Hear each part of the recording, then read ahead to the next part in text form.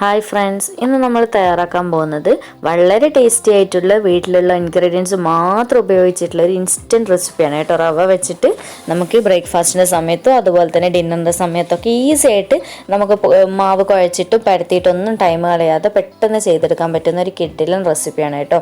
അപ്പോൾ നമുക്ക് വീഡിയോയിലേക്ക് പോയാലോ? വീഡിയോയിലേക്ക് പോകുന്നതിന് മുന്നേ എൻ്റെ ചാനൽ ഇതുവരെ സബ്സ്ക്രൈബ് ചെയ്യാത്ത ആരെങ്കിലും ഉണ്ടെങ്കിൽ പ്ലീസ് ഒന്ന് സബ്സ്ക്രൈബ് ചെയ്ത് സപ്പോർട്ട് ചെയ്യണേ. അപ്പോൾ ഈ ഒരു റെസിപ്പി തയ്യാറാക്കാനായിട്ടുള്ള മാവൊന്ന് നമുക്ക് റെഡിയാക്കി എടുക്കാം. അതിനായിട്ട് ഞാനിവിടെ മിക്സിയുടെ ജാർ എടുത്തിട്ടുണ്ട്. ഇതിലേക്ക് നമുക്ക് 1 കപ്പ് അളവിൽ റവ ചേർത്ത് കൊടുക്കണം. ഞാനിപ്പോൾ വറുത്ത റവയാണ് ഇവിടെ ചേർത്തിട്ടുള്ളത്. പക്ഷെ നിങ്ങളുടെ കയ്യിൽ വറക്കാതെ ഉള്ളതാണെങ്കിൽ അത് വെച്ചിട്ടും ചെയ്യാം.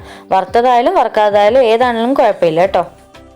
ഇനി നമുക്ക് ഇതിലേക്ക് 1/2 കപ്പ് അളവിൽ മൈദയോട് ചേർത്ത് കൊടുക്കാം. അപ്പോൾ 1 കപ്പ് റവക്ക് 1/2 കപ്പ് അളവിൽ മൈദയാണ് കേട്ടോ.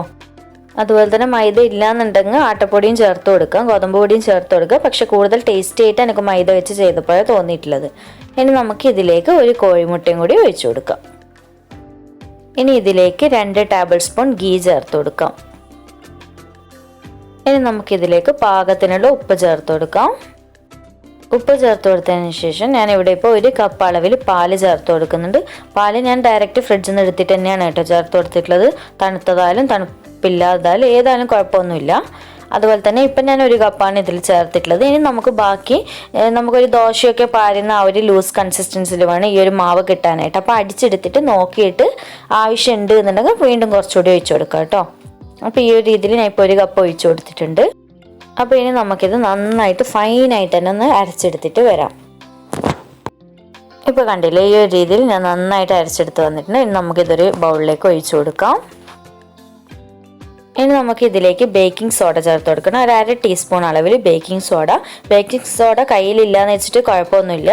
പക്ഷെ അത് ചേർത്ത് കൊടുത്താൽ കുറച്ച് നല്ല ഫ്ലഫി ആയിട്ട് കിട്ടും, അതിന് വേണ്ടിയിട്ടാണ്. ഇനി നമുക്ക് ഇതിലേക്ക് കുറച്ച് ചില്ലി ഫ്ലെക്സ് ചേർത്ത് കൊടുക്കുക. അത് ഞാൻ കറക്റ്റ് ഒരു മെഷറിംഗ് ഒന്നും പറയുന്നില്ല, നിങ്ങളുടെ ഫ്ലേവറിനും എരിവിനൊക്കെ അനുസരിച്ചിട്ട് അത് ചേർത്ത് കൊടുക്കുക കേട്ടോ. ഇനി ഇതിലേക്ക് കുറച്ച് മല്ലിയില ചേർത്ത് കൊടുക്കാം.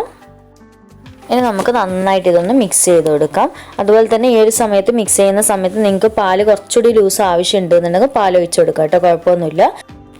അതുപോലെ തന്നെ ഉപ്പ് ചെക്ക് ചെയ്തിട്ട് ആവശ്യമുണ്ട് എന്നുണ്ടെങ്കിൽ അതും ചേർത്ത് കൊടുക്കാം. ഇപ്പം ഞാൻ നന്നായി മിക്സ് ചെയ്ത് കൊടുത്തതിന് ശേഷം ഒരു 3-4 പച്ചമുളക് ഇതുപോലെ വട്ടത്തിൽ നേർത്ത രീതിയിലൊന്ന് കട്ട് ചെയ്തിട്ട് ചേർത്ത് കൊടുക്കുന്നുണ്ട്. ഇത് നിങ്ങളുടെ എരിവിനനുസരിച്ചിട്ട് ചെക്ക് ചെയ്തിട്ട് വേണം കേട്ടോ ചേർത്ത് കൊടുക്കാനായിട്ട്. അപ്പോൾ ഞാൻ നന്നായിട്ട് മിക്സ് ചെയ്ത് കൊടുത്തതിന് ശേഷം വീണ്ടും ഒരു 1.5-2 ടേബിൾ സ്പൂണിൻ്റെ അടുത്തായിട്ട് കുറച്ചുകൂടി പാൽ കൂടി ഒഴിച്ചു കൊടുത്തിട്ട് നന്നായിട്ടൊന്ന് മിക്സ് ചെയ്ത് കൊടുക്കുന്നുണ്ട്. ആ ഒരു സമയത്താണ് എനിക്ക് മാവ് കറക്റ്റായിട്ട് പാകത്തിന് കൺസിസ്റ്റൻസി വെച്ച് കിട്ടിയിട്ടുള്ളത്. അപ്പോൾ ഇതുപോലെ നന്നായിട്ടൊന്ന് മിക്സ് ചെയ്ത് കൊടുക്കാം. ഇപ്പം ഞാൻ നന്നായിട്ടൊന്ന് മിക്സ് ചെയ്ത് കൊടുത്തിട്ടുണ്ട്. ഇനി നമുക്കിതൊന്ന് അടച്ച് വെച്ചിട്ട് ഒരു 10 മിനിറ്റ് റെസ്റ്റ് ചെയ്യാൻ വേണ്ടി വെക്കാം. നിങ്ങൾക്ക് സമയം ഉണ്ടെന്നുണ്ടെങ്കിൽ 1 മണിക്കൂറിൻ്റെ മുകളിലായിട്ടെല്ലാം വെക്കുക. അല്ലെങ്കിൽ നിങ്ങൾക്ക് റെസ്റ്റ് ഒന്നും ചെയ്യുന്ന സമയമില്ല, ഇഷ്ടമില്ല എന്നുണ്ടെങ്കിൽ പെട്ടെന്ന് ചെയ്തെടുക്കുക, ഒന്നും കുഴപ്പമില്ല കേട്ടോ. സമയം ഉണ്ടെങ്കിൽ ഒന്ന് റെസ്റ്റ് ചെയ്യാൻ വെച്ച് കഴിഞ്ഞാൽ കുറച്ചുകൂടി നല്ലതായിട്ട് എനിക്ക് തോന്നിയിട്ടുണ്ട്. ഇപ്പോൾ 10 മിനിറ്റ് കഴിഞ്ഞതിന് ശേഷം നമ്മുടെ മാവ് എടുത്തിട്ടുണ്ട്. കണ്ടില്ലേ, കുറച്ച് നല്ല തിക്നെസ് ആയിട്ട് ഈ ഒരു കൺസിസ്റ്റൻസിലാണ് മാവ് ഇരിക്കേണ്ടത്. ഇനി നമുക്കിത് ഓരോന്നായിട്ട് ചുട്ടെടുക്കാം. അപ്പോൾ ഇത് ചുട്ടെടുക്കാനായിട്ട് ഞാനിവിടെ ഒരു പാൻ വെച്ച് കൊടുത്തിട്ടുണ്ട്. ഇതിലേക്ക് നിങ്ങൾക്ക് എത്ര തിക്നെസ് ആവശ്യം അതിനനുസരിച്ചിട്ട് സ്പൂണ് മാവ് ഇതിലേക്ക് ഒഴിച്ചിട്ട് ഒരുപാട് ചുറ്റിച്ചെടുക്കണ്ട, ജസ്റ്റ് ഒന്ന് ചെറുതായിട്ട് ഇതുപോലെ ഒന്ന് പ്രസ് ചെയ്ത് പരത്തി കൊടുക്കാം. ഒരുപാട് സമയം ദോശ ഒന്ന് ചുറ്റിച്ചെടുക്കുന്ന പോലെ നേർത്തിട്ടൊന്നും ചുറ്റിച്ചെടുക്കണ്ട കേട്ടോ. അപ്പോൾ ഈ ഒരു രീതിയിൽ ഇനി നമുക്കിത് അടച്ച് വെച്ചിട്ട് ലോ ഫ്ലെയിമിലിട്ടിട്ട് വേണം ഒന്ന് വേവിച്ചെടുക്കാം. കാരണം റവയും മൈദയൊക്കെ ഒന്ന് വെന്ത് വരണമല്ലോ. അപ്പോൾ ലോ ഫ്ലെയിമിലിട്ടിട്ട് നന്നായിട്ടൊന്ന് വേവിച്ചെടുക്കാം. ഇനി നമുക്കൊന്ന് അടുപ്പ് തുറന്നിട്ട് ചെക്ക് ചെയ്യാം എന്തായെന്നുള്ളത്. കണ്ടില്ലേ, മുകൾ ഭാഗമൊക്കെ നന്നായിട്ട് ആറി വന്നിട്ടുണ്ട്. മുകളിൽ ചെറിയ ചെറിയ ഓട്ടയൊക്കെ ആയിട്ട് നല്ല ഫ്ലഫി ആയിട്ടിരിക്കുന്നുണ്ട്. ഇനി ഇതിൻ്റെ മുകളിലായിട്ട് കുറച്ച് ഗീ ഒന്ന് സ്പ്രെഡ് ചെയ്ത് കൊടുക്കണം. ഗീ ഇഷ്ടമില്ലെങ്കിൽ നിങ്ങൾക്ക് ബട്ടർ ആയാലും ഇതുപോലെ സ്പ്രെഡ് ചെയ്ത് കൊടുക്കാം കേട്ടോ, അതൊന്നും കുഴപ്പമൊന്നുമില്ല. എന്താണ് കയ്യിലുള്ളത് അത് വെച്ചിട്ട് ചെയ്യാം. പക്ഷേ ഗീ ആകുമ്പോൾ കുറച്ചുകൂടി നല്ലൊരു ഫ്ലേവർ കിട്ടും, അതുകൊണ്ടാണ് ഞാൻ ഗീ ചേർത്തിട്ടുള്ളത്. ഗീ ചേർത്ത് കൊടുത്തതിന് ശേഷം നമുക്കിതൊന്ന് തിരിച്ചിട്ട് കൊടുക്കാം.